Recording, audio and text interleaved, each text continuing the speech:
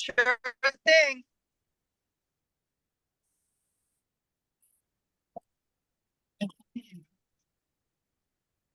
Okay, welcome to another episode of Regulations Central, provided by the Crispin Commentary. Want to start out by thanking our sponsors, Polunsky Beitel Green, LLP. They have been great in facilitating this awesome conversation we've been doing once a month.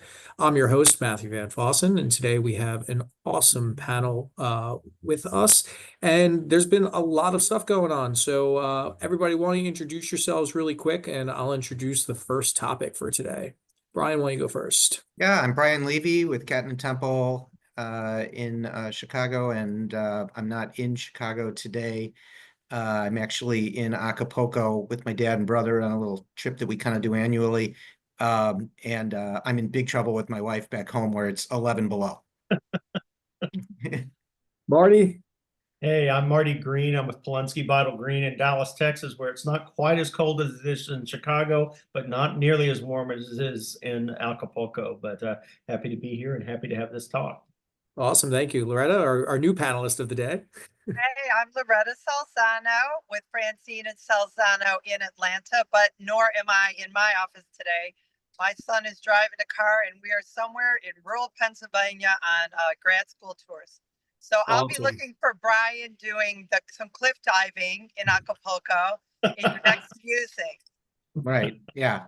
Well, my comment about your son Carlo was that he's probably in the transfer portal for his ultimate frisbee team, and all the NILs that they're throwing at him are, for grad school have to be influencing his decision. Absolutely. When you look as cute as he does, I'm sure he's a great candidate.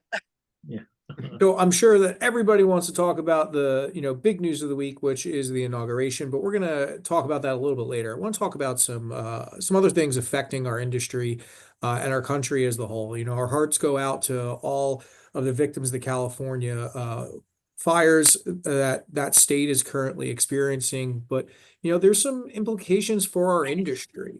I heard from Susan Miliazzo earlier in the week on an MBA call. She provided some great insights and updates on some of the issues that our California county counterparts are experiencing. So the first part I want to talk about is, how does this affect our industry? More notably, probably the forbearance issues that might be coming into effect. So who wants to lead us off talking about maybe some of the implications and what we'll experience? And let's have the first topic be around forbearance.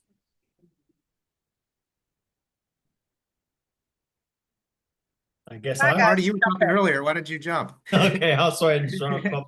I do think forbearance is going to be a big issue with as we start off, obviously, with people having homes destroyed in the magnitude that they are. It's going to be a big issue for servicers. It's going to be a big issue obviously for the families involved, but also for our industry as we sort of deal with that. I think one of the things that you're going to see in the short run is lenders that might have otherwise been portfolioing loans in that location are going to have to look hard at whether or not they do that in the short term until we kind of have some of this shake out, because the balance sheet risk may end up being greater than what they have. So I think you're going to see capital in that area be a little bit constrained in the short term as it relates to housing finance, just because there's just too much uncertainty. It's kind of like, you don't want to lend when the hurricane you're in the box. Can't do that as well here. And it's just a longer period of time for things to get sorted out.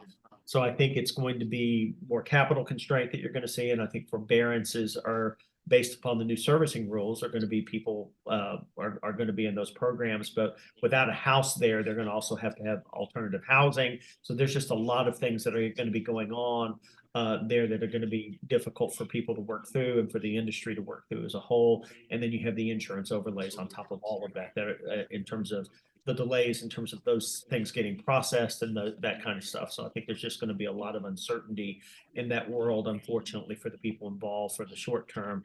Forbearances will help that a little bit in the sense that they're not having to make payments for some short term or some period of time where they work through that with the servicer. And then the servicers are going to have some issues with that as well, because there's going to be advances that they're going to have to make with respect to that could be problematic on their balance sheet. So there's a lot of cascading things through there. Others may have some other thoughts as well. Well, and just as we were chatting about before we went live, what's this going to do to insurance rates? And will people be able to afford to return to their homes? Oftentimes after a catastrophe, to your point, they have to find other housing. If the restoration takes long enough, will folks really be able to come back, or will there be some mass exodus, or folks who want to return, but their premiums will increase so much it is cost prohibitive? How will Sure. that be built into the forbearance and modification agreements? And that's even without legislation. And as we all heard, that there are lots of folks that are proposing legislation now in light of this. So I guess we'll have to stay tuned on that front. So, let's dig into that balance sheet issue a little bit. I'm seeing reports somewhere between 7,500 and 10,000 structures between commercial and residential. A lot of these homes are not your average single family, residence of, up to $1 million. They're far in excess of that. So some of these mortgages are probably held by local community banks that are in the area, and they're portfolio products. I don't think that we're probably seeing more portfolio products. We haven't seen the data on it yet than we are seeing, GSE, standard Fannie Freddie securitizations. So I agree with this balance sheet issue. Could that cause these liquidity issues at any of those local banks? I think it definitely could, and particularly because we've at least heard anecdotally that some of a number of the structures may have been uninsured, that insurance had been canceled and may not have been replaced on a number of those. Now, whether the lender may have done some sort of forced place coverage with respect to them, but if they haven't, you have some uninsured losses there that could be real problematic, particularly if your borrower doesn't have the money to pay. But in the short term, you're still going to have liquidity issues in terms of that. In terms of the forbearance period, et cetera. So it is going to be a quagmire for some of those local banks, as you say, that may have a concentration of loans in that area that could be a big deal for them. Yeah. Now, how does that work, Brian? Go ahead. Do you have commentary on it? Well, yeah, I was just going to say that I think it's there's some longer term effects that are going to get sorted out over time. There's a lot of these houses have a tremendous amount of value tied up in the land, which obviously you're not insuring. You're insuring for replacement value. And what's going to happen, I think, is, these are fire-prone areas. Codes are going to be different. And the ability to actually replace, I guess, whatever was there before may be very limited. In fact, they may not even permit building on those locations anymore because of the danger. So it's all very interesting to see how it might play out, and what will happen to insurance proceeds. Will it cover a mortgage balance on land that you can't really rebuild the same value house on?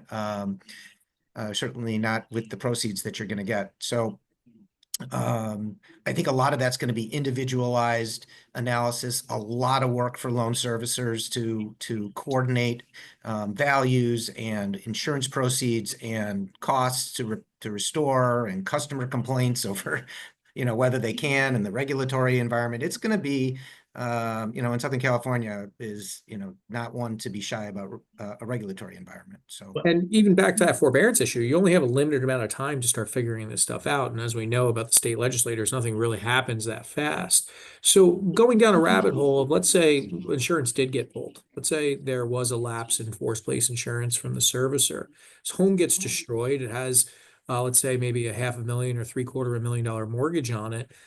What does that consumer do? Are they relying on federal relief now? How is the bank recoup the asset? Are they foreclosing on just the land, and that's the only asset left to try to get their balance sheet in order? What is the recourse there for a bank? yeah, listen, I would say that, again, you got to look at each case very individually. What kind of proceeds are available? What is the value of the land? What's the ability to repay? This isn't, frankly, much different than, when you analyze a repurchase issue and you're trying to figure out what are your options. Can you scratch and dent? Can you argue? I mean, these kinds of things have to be done. It's very difficult to do these on a global basis. For everybody, treat everybody the same way. Sure. Well, and if there are some folks that are, we're looking at local banks, maybe they have depository relationships and that's what led to the mortgage in the first place. So there might be some other collateral or remedies, or there might be a relationship that would help with the workout. And if you're not subject to the waterfalls that are in GSC or more traditional secondary market type loans, there might be a lot more flexibility. And to Brian's point, like working them out one by one, which is time consuming, but could yield the greatest return. You could also have lenders, though, that really did have some balance sheet constraints. And if, as you say, that if they're deposits, they may decide to exercise their rights with respect to deposits to avoid their own liquidity issues if they have a concentration of it.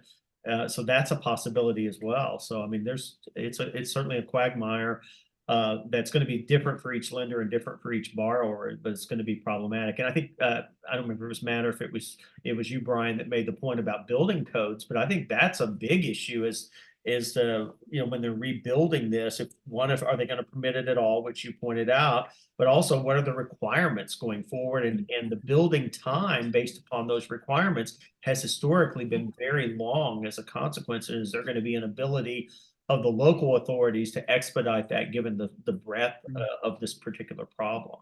And you're doing it in a state that's, famous for strict building codes, right? We have tons of environmental and regulatory codes. Now, we did see some proposed regulation in the past couple of weeks. I think Newsom proposed about a stay on certain building permitting. But, is there the workforce? Do we have the supplies? And how will these homes be rebuilt? Are these going to be, when we saw this happen in Florida with the storms in the late 80s and early 90s, we saw pretty much forbearance on stick structure homes, and everything went to concrete block in the late 70s and 80s when those storm waves hit. Are we going to see the same in California, that replacement will have to be concrete poured foundation, no more stick, with certain fireproofing? And then how does that affect the environmental concerns that the state usually has? Yeah, I think you're going to see roofing certainly become more where it's more fire retardant out in that particular location, because that's a critical sort of part of the house in terms of spreading the fire. I mean, I know there were some of these homes that had wood shaker roofs, which is just tender for them, particularly how dry the climate's been out there. So I do think you'll see and people will elect to do that, not necessarily be required to in many instances, looks to me like. No. Now we could see some stuff coming from federal as well. There's some whether California either adopts it or not, but there were some executive orders yesterday we saw about release of water from the north may go into certain regulations as well, that the houses have to have certain fire prevention systems installed inside of them. So there's several things you can do, but the insurance is a big topic. We know California has had a lot of insurance reform over the past 2 years. Insurance is such an interesting beast. We've seen this in Florida. We've seen this in the Carolinas. We've seen it in Hawaii. Now, what's going to happen in California? So where do you think that these insurance companies with these replacement costs, and whether they're willing to actually go in and insure these same areas again? Because this is the first fire that we've seen to this extent in that area. We know that there's been wildfires in the hills for years, but never one that swept through the valley like this in I guess the recent 50 years. So where does everybody feel the insurance companies will sit? California is pretty unique in their insurance regulation in that they don't allow the insurance companies to actuarially price their insurance. They limit rate increases. And at some point, you've disrupted the sort of supply demand economics of insurance to the point where, you're not properly pricing the risk. And I think that's what's happened in California. I mean, if they try and go to a more market-based risk, it's just going to be a shock to everybody. It's going to be an absolute massive increase. I don't know if that can go across the entire nation, like if the rest of the nation is willing to sort of pay to subsidize California's insurance burden. I think it's a fascinating question, and California is very challenged in terms of how they're going to address it. I agree with you, Right, Brian. I they think have they're more- already problematic in terms of on the insurance side, as you indicated, and that's going to get worse. What you're going to see, and I think you already started to see it, is a lot of insurers who had decided just to exit that market. They saw that in Florida as well as in relationship to the hurricanes, and the state of Florida ultimately had to create their own nonprofit insurance company as the insurer of last resort. And it wouldn't surprise me at all for California to have to do the same. But the question really is can even the state afford to do that, given the breadth of this kind of problem and the concentration of losses that you could have with respect to a single company? So there's not an easy solution. Maybe they'll split the baby and the state will, What's that? and maybe the state will allow the insurers to have more risk-based pricing, and then they'll have to step in to subsidize it. Because even then, if we were to look at just risk-based pricing in these areas, you know, to Brian's point, would the whole country have to subsidize it? Because otherwise it might be cost prohibitive for folks that are in these multi-million-dollar homes might choose just to self-insure. And I think they is already there an did. option? Yeah. Maybe for some kind of reinsurance, you know, which isn't necessarily what we would have in this space, but to pull together an amalgamation of solutions so everyone's contributing, because it's a hard fix. I think it's important to note too that every consumer is in a different space. You know, this is not the most affluent individuals, you know, in the country. A lot of these homes have been owned for 50 years, and sure, Right. they might have increased to multi millions of dollars of valuations, but when they were purchased and they were, you know, middle class families Right. that were inside of them. So everybody's in a different position here. That's right. You know, and a lot of their generational wealth was tied up inside these walls. And, you know, some of them left the area. I've already started to see reports that there's inventory shortages in Las Vegas right now because there was almost no place to go in California to begin with. So they're kind of, I saw Reno, I saw Vegas having reports of, you know, more inventory shortages and people starting to come in. Right. My I think work- you're right. Some folks I don't think will be able to return. It'll be cost prohibitive. Even in Dallas, we've already had some folks influx of. My wife works at a school, and they've already had applicants from Pacific Palisades that are moving here more permanently because their house was destroyed. So you are seeing that, and they're not necessarily planning to rebuild for themselves, although they may rebuild to resell at some point along the way. Well, it's sad because, you know, you build a life inside of your home and that's where your belongings are. And now it almost makes it easier to leave the area. Your possessions are gone. You pretty much have what you could have fit in your car with you. Yeah. And that's what's left, right? So, you know, they have to make a choice to rebuild back where they were, or it's easier to rebuild in a new location. So it's Well, definitely yeah. to be seen. In Or yet to many be ways, seen it's what's not just happening. rebuilding the house, it's rebuilding the neighborhood. It's rebuilding the restaurants and the infrastructure and the other stuff as well. So even if your house was left intact, your life as you know it is still turned upside down because the places you used to go are still Yeah. gone. So And that's going to be the key here is, you know, there's a certain level of risk that we have to take into assessment that is just, will the consumers play ball with forbearances with, you know, are they just abandoning properties in the same respect and, you know, handing it back over to the bank? So there's going to be a lot yet to be seen, but I do think as an industry, we have to focus on the servicing side. We have to see what repercussions we have as an industry from the insurance side and make sure that at least the local banks remain stable with some level of liquidity. So let's move on to another topic. In latest news, I don't know if everybody's aware, we had an inauguration yesterday, and it was yes, What? it was quite groundbreaking. A lot of executive orders signed. Didn't see much over the past couple of weeks of affecting the housing industry. So I want to talk a little bit about FHFA and the new director. I want to talk a lot about CFPB. I thought we were going to see a resignation from Director Chopra yesterday or today. We have not seen that resignation come through to the president's desk. In the same respect, we have not seen an appointment nomination. I just went through the list right before here. I was expecting to see some type of appointment, and we are without a new administration appointment of the CFPB director, and Chopra has made it at least the first 24 hours. So what's everybody's thought on no new CFPB director? Is it because they're going to do away with the CFPB so they don't need a director, even though they probably don't have a right to do so? Thoughts? Go ahead, Loretta.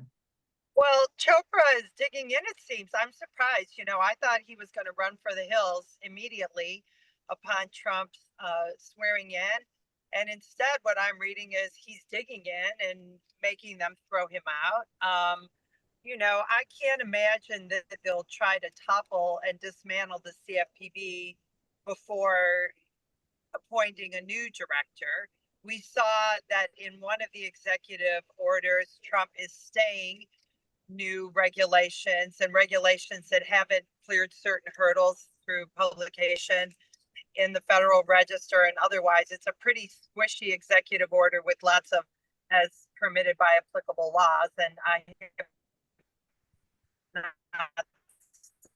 studied all of those pending regs they are and where they might activity, as Brian pointed out in his musing from this morning, from the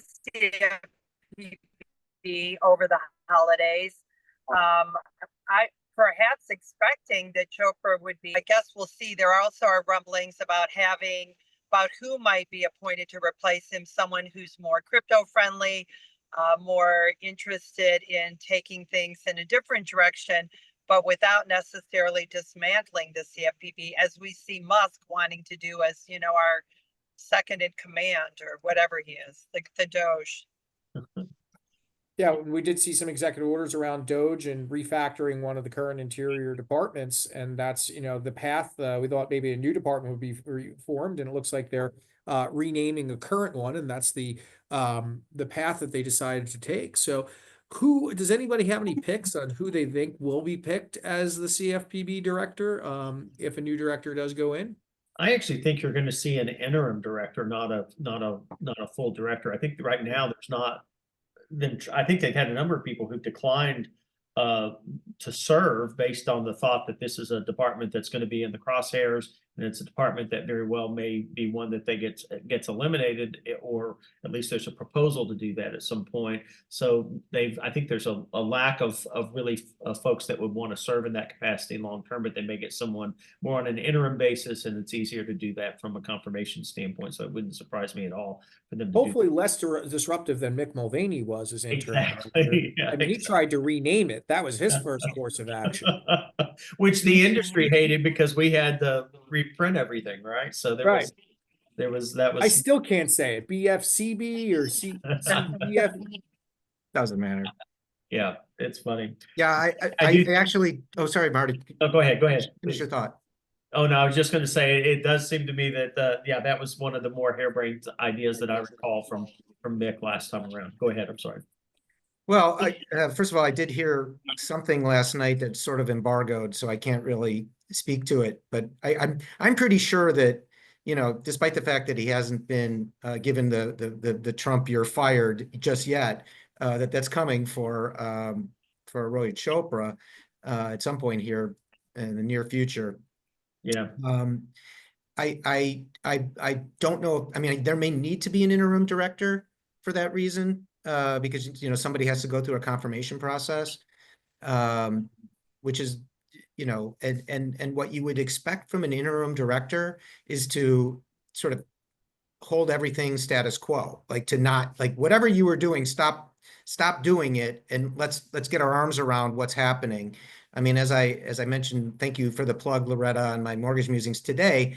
There's just so much that they've thrown at us in the last couple of months. It's been absolutely unprecedented, the amount of litigation and new regulations proposed and final and stuff that's just, I mean, some of it may be very good, some of it is just very rushed and very well, Brian, it seems like they knew what was coming. Look at last week. They put a recommendation list out to states that kind of said, like, it was almost like a letter that said to them, hey, we know we're not going to have as much power. Let's hand power back to you. And they gave them, what they recommend them to do: ban on abusive practices, enhanced investigation authority, consumer remedies, privacy right actions, protections for businesses, prohibition on junk fees. It was like the Chopra CFPB roadmap. They went and gave the power back to the individual state regulators and said, hey, we might be defenseless, but the power is still yours. Well, those are powers that they already had. Yeah. They're just reminding Agreed. them, hey, we might be on a different path here in Washington. But if you're interested in pursuing the path that we were on, here's what we were working on. Carry the torch. And, even without that kind of a friendly nudge, that often happens, when the oversight contracts at the federal level, the states see that as an opportunity to jump in and make a political case or figure out a way to ascend in office. So I think that's always a natural tension, or we'll see the pendulum swing that way. And certainly on the RESPA Section 8 side, we've already seen that happen with a lot of states jumping into the fray and acting very aggressively where they haven't historically. Yeah. Sure. Now, will we see, certain states, take this guidance more seriously than others? Are we going to see a red state, blue state regulatory difference in oversight? You already do. Yeah. You already do. I think that you have certain regulators at the state level that are much, much more active than they are in other states. And I think that'll become more prevalent or more noticeable because you don't have the CFPB taking the low-hanging fruit across the board in some ways. And one of the things I think an interim director might do here is actually clean house. I mean, you might have where they fire people or ask for people to resign that they see as problematic. So I think at a minimum, what you'll see is a shrinking of the CFPB, even if you don't see it eliminated, because I think that's probably the easiest way for the new administration to take a fairly aggressive action without it really coming too much under fire. Yeah. I agree. So let's go down another rabbit hole. I'm under the belief from, unless it's an act of Congress unwinding provisions of SAFE and provisions of the Dodd-Frank Act, you can't disband the CFPB. It's just not possible. New laws would have to get passed, old laws would have to get sunset. Why is there this conception out there that they can dismantle it? Well, I agree with you that I think it takes political action to do that. With the thin margin that they have in the House of Representatives, it's unlikely you get a consensus on that. I think that the thought right now is that there will be one giant MAGA bill that will have a lot of things in it, and that massive bill may also have something to do with the CFPB in terms of either reshaping its mission or its size or something else with respect to that. And the idea is people may not be willing to vote for that individually, but as part of a massive bill, it sort of goes away in terms of the political heat with respect to it, and that's what you may see. So we may see it just hamstrung a little bit more than it is. Yeah, but not the complete elimination. Because what regulator would the industry look at then if it wasn't for the CFPB? Would we fall under FHFA? Let's say, taking into consideration the GSE's exit conservatorship and there is no CFPB, then FHFA is best suited as a prudential regulator? Well, we probably it would have to be reconfigured, right? Like back in the day before we had the CFPB, who's responsible for which regs and who's responsible for which players in the market. And I don't think the CFPB will be dismantled. I think it will just be rendered relatively toothless. It'll still have the same powers, but I think that through a change in leadership and a change in tact, we've seen this incredibly aggressive enforcement and supervisory climate for the past 4 years. We've seen the CFPB pontificating in unofficial ways without any basis in the statutes or the regulations. And now we have Supreme Court cases that say that they can't act willy-nilly the way they have, and folks don't have to listen. So I think that we'll have maybe a return to some rule of order, and we won't have all this regulation by enforcement, and we'll have people who are a little more friendly. Well, anyone would be more friendlier toward industry, and at least willing to, hear both sides and see that consumers are well served while at the same time being protected. And just the tenor of these actions that we saw rush through at the end of the year, they're preposterous, some of them, in their reach and the duties that they're trying to put upon financial institutions. There's just no basis for that in the existing statutes. So I think that that would be an easier way to effect change than trying to get Yep. Congress to dismantle it. Brian, With going a- back to past episodes, does Chevron play into that at all? That Yeah, Matt, let me address that because, Chevron's part of a much larger context, which is, the entire constitutional order and how we, operate within a administrative environment. The CFPB is a creature of Congress. The executive branch and Elon Musk, who is not even part of the executive branch, can't delete it. Like you can't just delete the CFPB.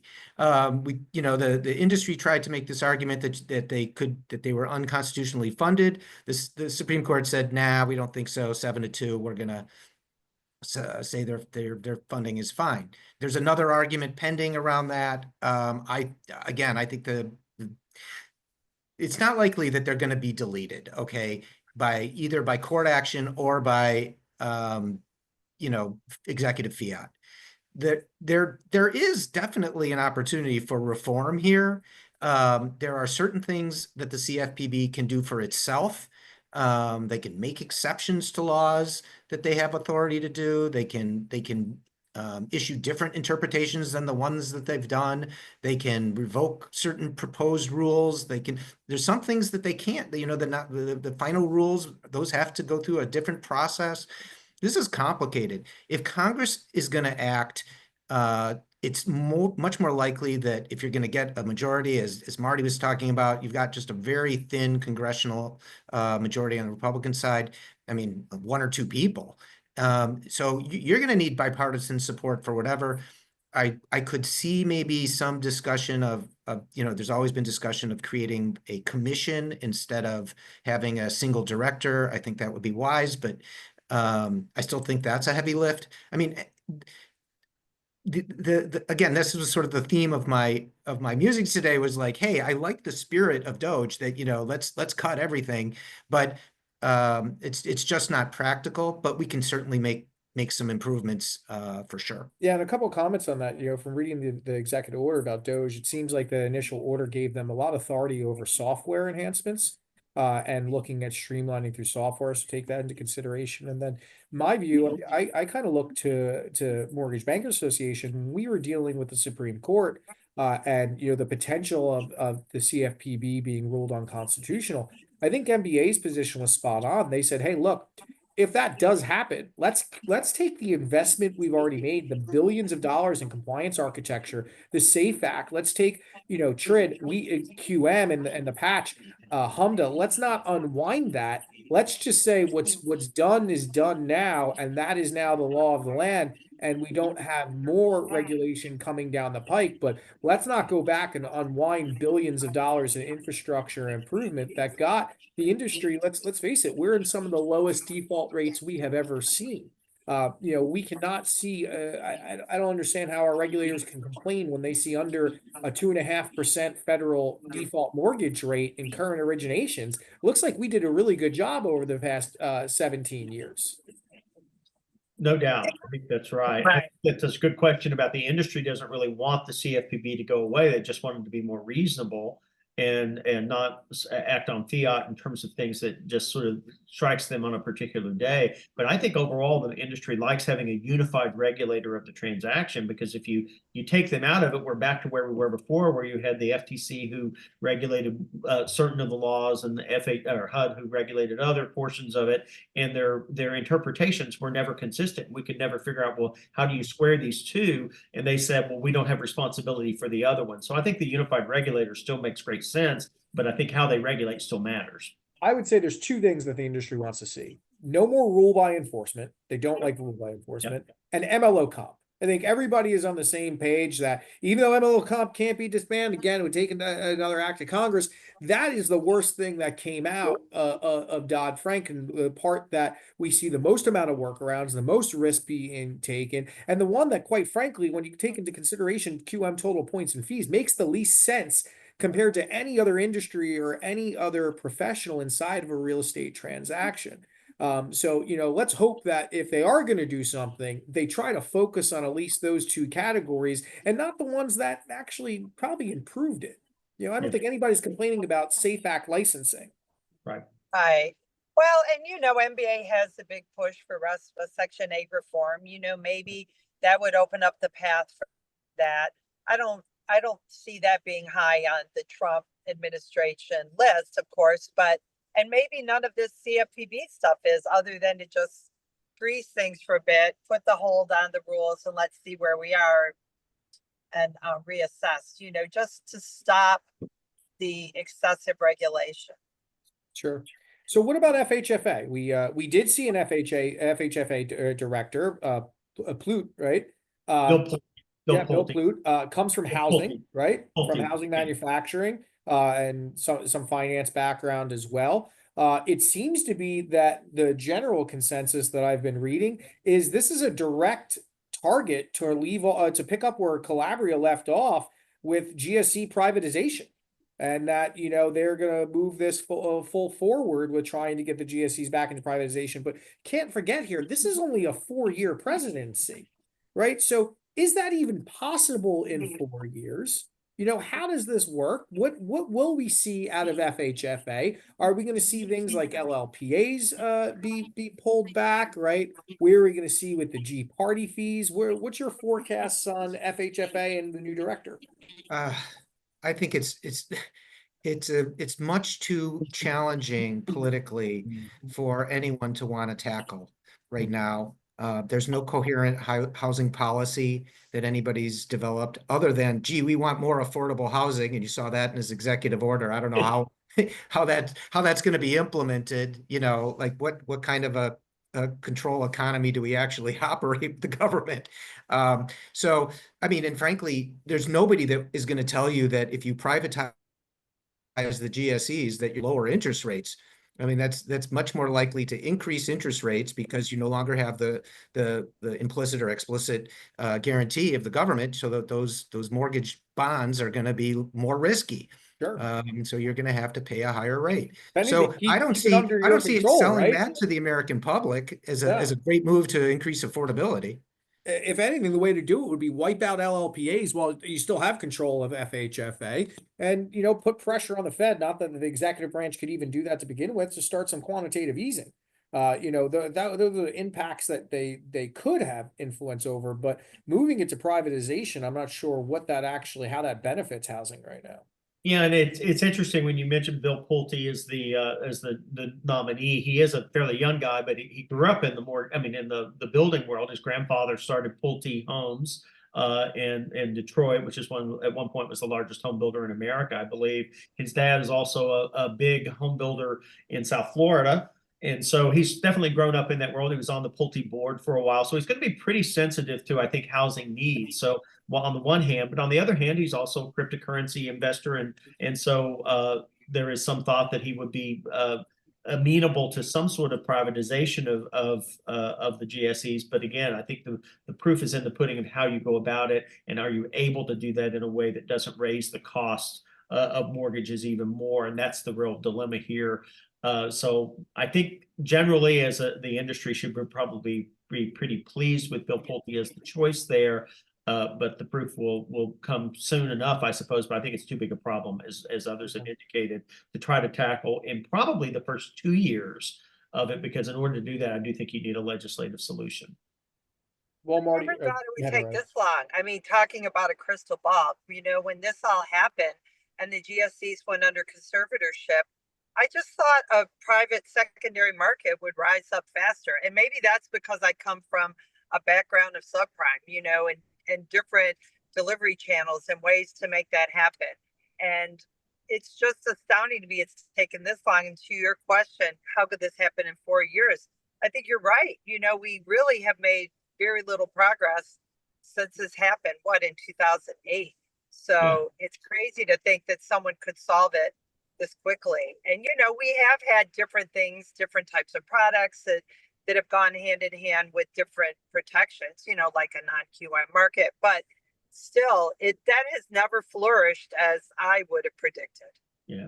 Well, but by the end of I this gotta be honest, I still originate today. And as an originator, I get about 15 phone calls a day from non-QM investors like, hey, do you have more non-QM business for us? So there has been a large rise. I'm not sure how much production there actually is that fits into those buckets, but it seems like the non-QM investors are everywhere. Marty, you had some It's thoughts? hard. Yeah, I was just going to say, it is going to be interesting that by the end of this administration, it will have been 20 years in conservatorship, which I think when you think back to 2008, when that first happened, if you said 20 years, they're still going to be in it, that would be a surprise to us all. So I think that is, you kind of have both sides. One is how do you get out of it? And two, how do you stay in it, right? And One thing so I can tell you is the balance sheets look pretty good. that's right. That's right. Well, and ultimately, do we end up with something like what we had before, where they go back to kind of not being in conservatorship anymore, being back to where they are with a more tailored mission, perhaps, where and so with some caps on what they can do and some other things, potentially, rather than just spinning them out to completely private, where you don't have the government sponsorship, et cetera. Sure. Well, it's going to be interesting to see. I'm sure that our advocacy groups like CHLA and MBA are going to be lining up to start their process of re-educating the new, I guess, 119th Congress, re-educating our new directors, making those introductions and informing of them of what's actually good on the street level for our industry originators. So let's talk about something, changing gears a little bit, that's on a lot of people's minds that we keep hearing about, and that's dual licensing, the real estate mortgage combination. We've talked about the NAR lawsuit in the past. We talked about the FHA mortgagee letter that's now over 2 years old, that released the little paradox that there was, that said that you couldn't deliver these loans to FHA and insure them. And every time something like this happens, it seems like the whole industry goes, all the realtors are going to become loan officers. All the realtors are going to become loan officers. And then a couple of months goes by and we start realizing, wow, realtors like selling houses, loan officers like take loan applications. And there's some outliers and fringe cases.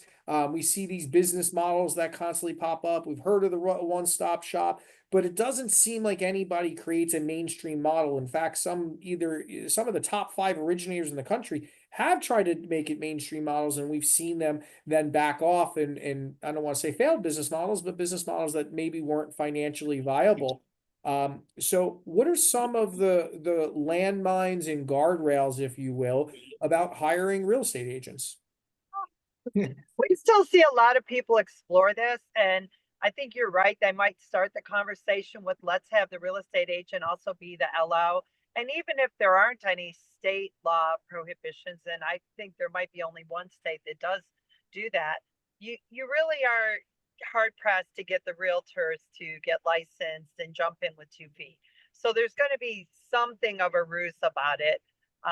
From a practical perspective, which then causes many lenders to explore other roles. Would they be a recruiter? Would they be a business development officer? What might their role be? And even there, to get under this safe exception under RESPA, they truly have to be bona fide employees. They have to be employees with legitimate job duties. You have to exercise control and supervision over them. And whether you're looking at the Department of Labor or IRS tests or state laws, it can't be a sham, right? Something's got to They actually have to work. Is that what I'm hearing? They have to do something that when you say somebody's getting $50,000 a year salary and you go into their email and they've responded to no emails and have never logged into a system, that's not going to fly. And they've never reported in, they're subject to no controls. And that's, folks say they want to do this, but I think you're right. Yes, it can happen, but everyone has to be a willing participant and an engaged participant. And I find that that's when the rubber hits the road.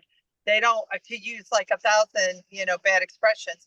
They really don't want to walk like a duck, right? They just want to keep doing what they're doing. And I have seen some models that, at least on paper, and I haven't seen them tested, but they seem to be legitimate models for non-producing branch managers that are real estate professionals who were running real estate offices and now are going to have a dual role. That's the one I've seen that has the most credibility in the trenches. If they're working, that's always my biggest concern, Loretta, is with the non-producing branch managers. I think non-producing branch managers are risky as is, and that carve out inside of the SAFE Act and MLO compensation provisions just for the fact that, from managing mortgages offices, it's hard to not get on the phone with a customer and say, hey, let me TO your deal as a manager. Let me deal with customer service and talk mortgage terms with you. That's difficult to begin with. And then you deal with the potential P&L distributions and paying based on profitability.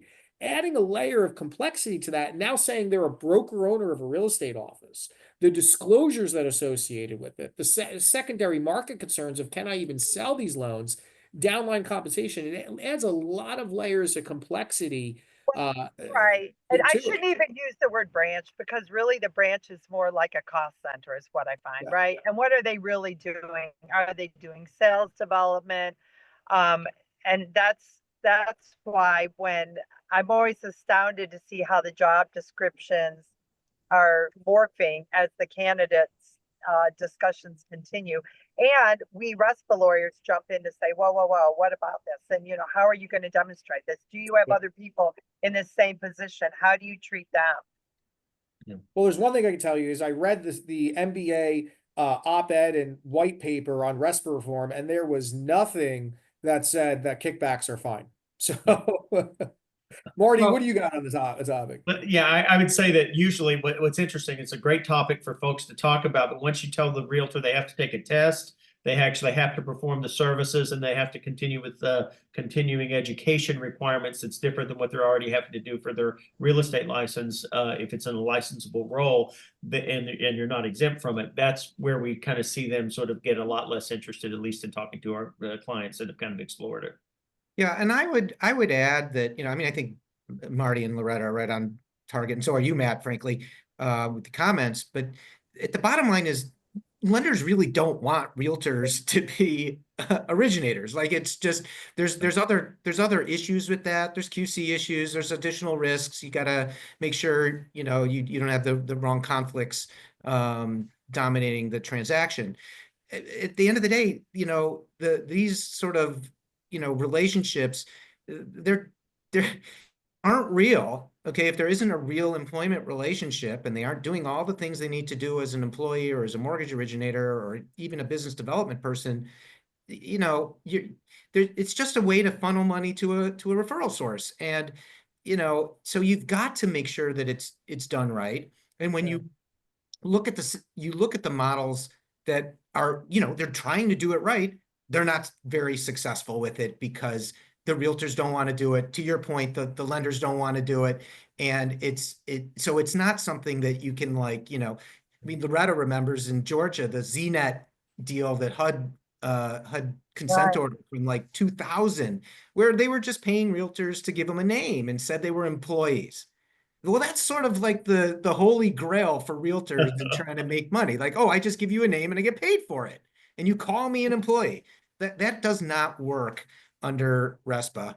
And that's been Brian, 25 there's years. a right way to do it. There is a right way to do it. And it's just, there will be good seeds and bad seeds out there. There will be a couple people that take this seriously. They want to be a master of a transaction, and they're going to do the right disclosures and everything required for licensing and, really own a transaction. There's other people that are going to be bad actors that are looking for a check. And that's really what it comes down to. The best advice that we can ever give that's not legal advice is what is this person's intention that you're going to take on as a W-2 employee? They're not independent contractors that you are, or like they are at the real estate firms. And, you have to do what you can if you're a broker owner or an IMB to protect yourselves. So with that, let's say any closing commentary. Does anybody have any closing commentary? I wanted to see if get predictions for everyone on how long Chopra stays in office, whether how many more days we see. I give him to Friday. You give him to Friday, okay. I'm thinking it's tomorrow is when he goes away. I'll go with Thursday just because no one's taken it yet. He won't make it until Valentine's, that's for sure. Yeah. Right. That's funny. No love lost there. No. Well, hopefully we'll see everybody at the IMB conference. If you're going, I will be down there, and I'm sure we'll probably have a new director by then, or at least some information on it. That will be the talk of the town. With that, this month's Regulation Central, provided by Polunsky Beitel Green, is coming to a close, and we look forward to seeing you guys next month. And I thank all of my awesome panelists today, and we'll have more fresh topics for next month. So join us again. Great. Thank you. Matt, thanks everyone.